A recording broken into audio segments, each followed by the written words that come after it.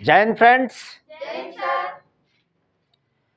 आज का जो प्रश्न है, आज के प्रश्न में मैं बताऊंगा आप लोगों को कि जनहित याचिका क्या होता है।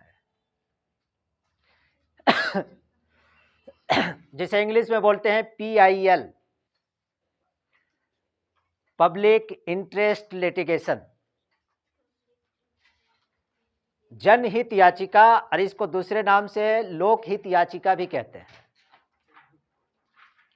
ये होता क्या है, इसको बताने के पहले इसके बारे में, इसके थोड़ी इतिहास के बारे में बता देता हूं। उसके बाद जनहित याचिका होता क्यों है, क्या होता है, कौन इसे दायर कर सकता है, कौन नहीं दायर कर सकता है, कौन से मुद्दे पर जनहित याचिका दायर की जाती है अर्थात PIL दाखिल की जाती है, किस अदालत में PIL को दाखिल की जा सकती है और किस अदालत में PIL नहीं दाखिल की जा सकती है। ये तमाम जानकारी आप लोगों को इस क्वेश्चंस में मिलेगा। ठीक है, बहरहाल आप इसको जान लीजिए कि जनहित याचिका की जो शुरुआत जो हुई है ना, हमारे देश से नहीं हुई है। जनहित याचिका की शुरुआत अर्थात लोकहित याचिका की जो शुरुआत हुई है वह USA से, यूनाइटेड स्टेट अमेरिका से इसकी शुरुआत माना जाता है। अमेरिका में इसका पहला प्रयोग हुआ था, समझ रहे बात को। लेकिन भारत में इसकी शुरुआत, भारत में जनहित याचिका के जनक, इसकी शुरुआत जिन्होंने की वह कहा जाता है PN भगवती को। PN भगवती को जो समय है सन 1979 ईस्वी में, सन 1979 ईस्वी में भारत में जनहित याचिका अर्थात लोकहित याचिका की शुरुआत की गई थी। किसके द्वारा? PN भगवती के द्वारा किया गया था, समझ रहे हैं। जनहित याचिका के लिए आप अमूमन देखते हैं कि कोई भी केस मुकदमा जब लड़ते हो, कोई भी केस मुकदमा जब लड़ते हो तो उसमें पैसे खर्च होता है ना, वकील को फी देनी पड़ती है ना, बहुत सारे उसमें खर्च आता है। लेकिन जनहित याचिका के लिए आप बिना पैसे के भी याचिका को दायर कर सकते हैं। ये बात हो गई। दूसरी बात है PIL के बारे में अर्थात जनहित याचिका के बारे में भारत के संविधान में इसकी कोई व्याख्या नहीं है, इसकी कोई भी व्याख्या नहीं है, इसकी कोई भी व्याख्या नहीं है। अर्थात भारतीय संविधान में जनहित याचिका, लोकहित याचिका के बारे में इसकी कोई प्रावधान नहीं है, कोई व्याख्या नहीं है। इसमें यह भी बताएंगे, अरे जाके देखो ना जी, इसमें यह भी हम बताएंगे कि आखिर जनहित याचिका दायर कौन कर सकता है। कोई दायर कर सकता है, किस प्रकार के व्यक्ति लोग दायर करते हैं जनहित याचिका को, ये एक संक्षिप्त जानकारी थी। लेकिन जनहित याचिका के बारे में संपूर्ण जानकारी के पहले मैं आपको यह बता दूं कि पहले इस बात को समझिए कि जनहित याचिका के पहले मैं एक छोटी सी सामान्य सी न्यायिक प्रक्रिया के बारे में बता देता हूं। एक छोटी सी न्यायिक प्रक्रिया क्या होती है, एक सामान्य सी प्रक्रिया क्या होती है, सो समझिए। देखिए इधर, जब कोई सामान्य न्यायिक प्रक्रिया जब होती है, सामान्य रूप से जनरल, जैसे मान लेते हैं ये दो व्यक्ति है, ये दो व्यक्ति है, ये व्यक्ति है और ये क्या है, बी व्यक्ति है। ठीक है, ये व्यक्ति और बी व्यक्ति है। अब इन दोनों के बीच क्या हो गया, इन दोनों के बीच झगड़ा हो गया। क्या? इन दोनों के बीच झगड़ा हो गया, लड़ाई हो गई। इन दोनों के बीच जब झगड़ा जब हो गया तब क्या होता है, जब झगड़ा जब बढ़ जाता है तो दोनों लोग क्या करता है कि अदालत पहुंचता है कि नहीं, ये भी अदालत पहुंचेगा तो ये भी अदालत पहुंचेगा। अर्थात दोनों पीड़ित है तो दोनों लोग जाकर के केस मुकदमा करता है और अपना वो ना वकील करता है और अपना मुकदमा को लड़ता है कि नहीं। ऐसा अमूमन होता है, ये सामान्य प्रक्रिया में इस प्रकार से होता है ना, होता है कि नहीं होता है। तो दोनों पीड़ित लोग, इसमें क्या होता है, सामान्य प्रक्रिया में क्या होता है, दोनों पीड़ित लोग ही अदालत पहुंचते हैं, दोनों। समझ रहे बात को, ये एक सामान्य न्यायिक प्रक्रिया है। इस प्रकार से छोटे छोटे कोई व्यक्तिगत लड़ाई झगड़ों में इस प्रकार से ये होता है। लेकिन PIL में ऐसा नहीं होता है। PIL में क्या होता है, अर्थात जनहित याचिका के अंतर्गत क्या होता है, सो समझिए। जनहित याचिका के अंतर्गत कुछ ऐसे मामले आते हैं जो व्यक्ति मुकदमा लड़ने की स्थिति में नहीं हो, मुकदमा वह नहीं लड़ सकता है। ऐसी परिस्थिति में क्या होता है, वह जेल में पड़ा रहता है, जेल में पड़ा रहता है ना। इसी प्रकार की एक वाकया आया सन 1979 ईस्वी में। सन 1979 ईस्वी में, स्थान है बिहार। कहां पर? बिहार से इसकी शुरुआत होती है। अर्थात भारत में जनहित याचिका की जो शुरुआत जो होती है ना, वह बिहार से होती है। हुआ क्या, यहां पर बिहार के जो जेल था ना, बिहार के जेल में बहुत सारे विचाराधीन कैदी, बहुत सारे, लगभग ऐसा बताया जाता है कि लगभग 30 से 40 हजार विचाराधीन कैदी जेल में बंद था। 30 से 40 हजार विचाराधीन कैदी जेल में बंद था। समझ रहे बात को? समय है सन 1979 ईस्वी का, और इसमें एक महिला थी कैदी, एक महिला कैदी भी थी। समझिए, पूरी कहानी को समझ ली। इसमें एक महिला कैदी थी जिसका नाम है हुसैन आरा। हुसैन आरा एक महिला कैदी थी। हुसैन आरा वर्सेस बिहार सरकार। क्या? हुसैन आरा वर्सेस बिहार सरकार। इस केस को कहा जाता है हुसैन आरा वर्सेस बिहार सरकार, अर्थात हुसैन आरा बनाम बिहार सरकार। समय है सन 1979 ईस्वी का। यह भी एक कैदी थी। समझ रहे हैं? तो उस वक्त बिहार में बहुत सारे ऐसे कैदी बंद थे जेल में, जिसकी अगर सजा होता तो शायद किसी को 6 महीने की सजा मिलती, किसी को 1 साल को सजा मिलती, किसी की 2 साल की सजा मिलती किसी को। लेकिन इतने सारे कैदी जो जेल में विचाराधीन एकदम बिल्कुल बंद था, अर्थात कुछ ऐसे पीड़ित परिवार का होगा जो केस मुकदमा लड़ने के लायक नहीं होगा, वकील को फीस देने की स्थिति में नहीं होगा, गरीब होगा। तो ऐसी परिस्थिति में कोई भी कैदी जब बंद हो जाता है तो उसके लिए केस लड़ना पड़ता है कि नहीं? केस लड़ना पड़ता है, तब न वो उसको रिहा किया जाता है। ऐसी परिस्थिति में जब किसी ऐसे परिवार के कैदी जब जेल में जब बंद हो जाता है और किसी ने उन्होंने कोई एक सामान्य सी घटना, कोई किसी अपराध को अंजाम दिया है, जिसके लिए मान लेते हैं कि अगर उसको सजा दी जाएगी तो मान लेते हैं कि 1 वर्ष की सजा होगी। कितने?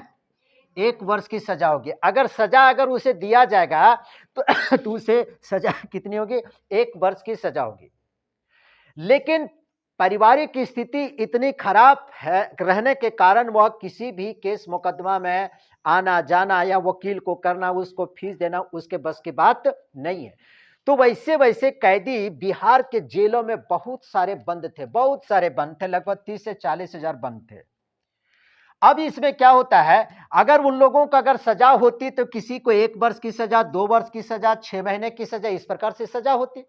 लेकिन वर्षों से बंद था, वर्षों से, कोई 5 साल से, कोई 8 साल से, कोई 6 साल से, अगर उसको सजा अगर मिल जाती तो हो सकता है 1 वर्ष में वह सजा काट करके रिहा हो जाता, 6 महीने की सजा काट करके रिहा हो जाता, 2 साल की सजा काट करके रिहा हो जाता। जितना उसको सजा नहीं मिलता उतना तो वह जेल में विचाराधीन कैदी के रूप में जीवन गुजार चुका है।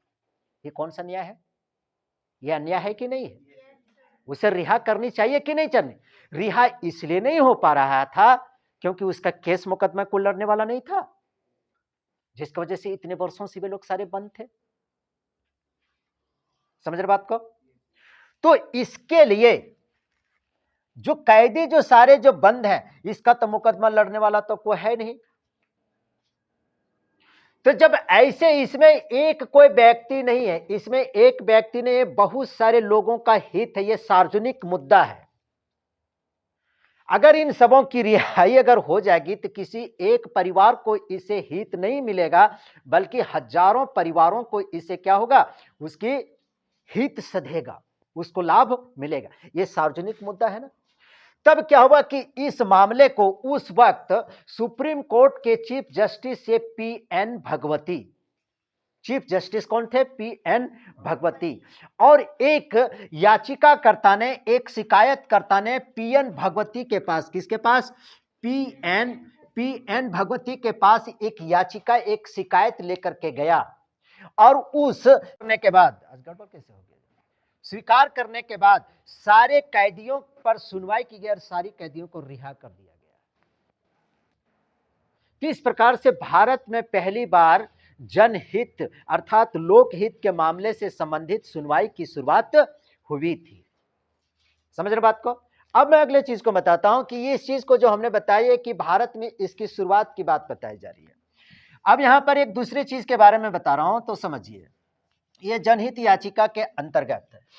अब इसमें मामला आता है जब दो गोतियां लड़ेगा तो क्या जनहित याचिका का मामला आ जाएगा, क्या नहीं हो सकता है। दो रिश्तेदार लड़ जाएगा, दो गोतियां अगल बगल वाला कुछ लोग लड़ जाएगा जमीन के मामले में और बोलेंगे इसमें जनहित याचिका दायर करेंगे, तो ऐसा नहीं हो सकता है। जनहित याचिका के अंतर्गत कुछ बड़े बड़े मुद्दे लोगों के हित से संबंधित होना चाहिए, अर्थात सार्वजनिक मुद्दों से संबंधित होना चाहिए। अर्थात जनहित के लिए यह कोई जरूरी नहीं होता है कि पीड़ित व्यक्ति जाकर के अदालत में शिकायत दर्ज करे, अदालत में जाकर के मुकदमा दर्ज करे। जनहित याचिका के अंतर्गत कोई भी थर्ड पर्सन या कोई भी व्यक्ति या कोई भी संस्था जा करके पीआईएल अदालत में दायर कर सकता है। कोई भी व्यक्ति दायर कर सकता है, कोई पीड़ित व्यक्ति जा भी सकता है, नहीं भी जा सकता, उसके लिए ऐसी कोई बाध्यता नहीं होती है। अब यहां पर मैं बता रहा हूं कि जैसे मान लेते हैं कि पीआईएल जनहित याचिका के अंतर्गत कौन कौन सा मुद्दा आता है, किन किन मुद्दों पर आप जनहित याचिका दायर कर सकते हो अदालत में जाकर के। समझिए इसमें क्या क्या होता है। जैसे मान लेते हैं कि कारागार, अभी बताया ना कारागार के बारे में, कारागार बंदी, कारागार बंदी के बारे में भी एक तो उदाहरण हमने बिहार वाला बताया ना, कारागार बंदी। जैसे मान लेते हैं कि पर्यावरण, क्या पर्यावरण के मुद्दे पर लेकर के, जैसे मान लेते हैं कि इसमें मानवाधिकार, मानवाधिकार से संबंधित मुद्दे को लेकर के, बाल श्रम को लेकर के, बाल श्रम समझते हैं ना, बाल श्रम को मुद्दे को लेकर के आप जनहित याचिका दायर कर सकते हैं। इसमें शोषण के विरोध भी आप याचिका को दायर कर सकते हैं। इसमें बंधुआ मजदूरी, इसमें बंधुआ मजदूरी, बंधुआ मजदूरी के रूप में आप इसमें याचिका दायर कर सकता है। इसमें कोई भी जाकर के याचिका को दायर कर सकता है। अब समझिए इसमें एक करके इतना बात को ख्याल रखा जाता है कि जनहित याचिका चाहे कोई भी व्यक्ति दायर करे, ठीक है, कोई भी व्यक्ति दायर कर सकता है।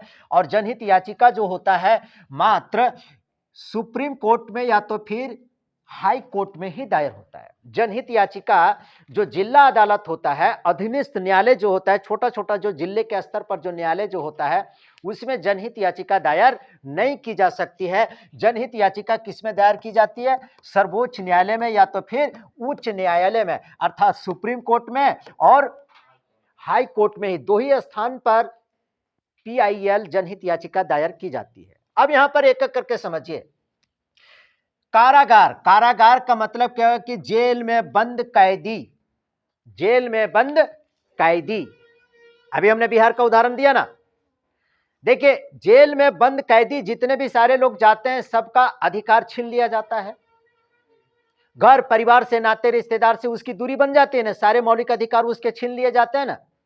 लेकिन चाहे वह जितना भी दुर्दांत कैदी क्यों ना हो, जितना भी बड़ा अपराध क्यों ना किया हो, लेकिन उसको कारागार के अंतर्गत, कारागार के अंदर जब रहता है तो उसका भी वहां पर कुछ अधिकार होता है।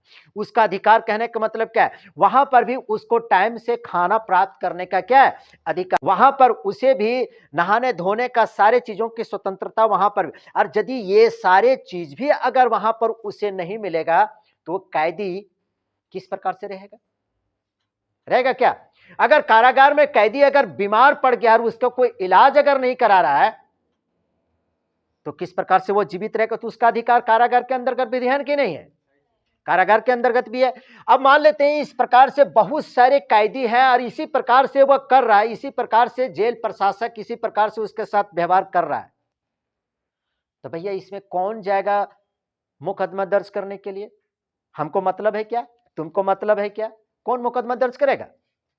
तो ऐसी परिस्थिति में कोई भी व्यक्ति मुकदमा दर्ज कर सकता है जिससे उसका कोई लेना देना नहीं है। हमारा अगर लेना देना नहीं है तो हम भी उसमें दर्ज कर सकते हैं। 79 ईस्वी में पीएन भगवती ने यहां तक भी इसमें कह दिया कि अगर इस प्रकार से कारागार से संबंधित, बंदी से संबंधित, पर्यावरण से संबंधित, मानवाधिकार से संबंधित, बाल श्रम से संबंधित इस प्रकार के मामले अगर कोई डाक द्वारा भी चिट्ठी भेज करके भी अगर मामला को अगर अदालत में भेजता है तो उसे भी याचिका को स्वीकार कर ली जाएगी। क्यों? क्योंकि इसलिए स्वीकार कर ली जाएगी क्योंकि यह जो हजारों लोगों से संबंधित क्या हो गया, छोड़ो, संबंधित इसको सब जब रिहा किया जाएगा तो किसी एक लोग व्यक्ति को फायदा होगा क्या? बहुत से घर परिवार के लोगों के इसमें हित जुड़ा हुआ है। चालू है क्या? बहुत से लोगों का हित इसके अंतर्गत जुड़ा हुआ है। समझ रहे बात को? अगर मान लेते हैं कि पर्यावरण से भी संबंधित, अब कोई अगल बगल में कोई बहुत बड़ी फैक्ट्री को लगा दिया है, एकदम दिन रात उसमें एकदम पूरा धुआं फेंक रहा है, धुआं फेंक रहा है, आसपास का पर्यावरण दूषित हो रहा है। और हम हैं उत्तर प्रदेश के, हमको क्या मतलब है अदालत में जाकर के याचिका दायर करना? कोई मतलब है? कोई मतलब नहीं है। लेकिन फिर भी हम याचिका दायर कर सकते हैं, डाक द्वारा भी याचिका दायर कर सकते हैं, सादे पेपर में लिख करके भी याचिका दायर कर सकते हैं,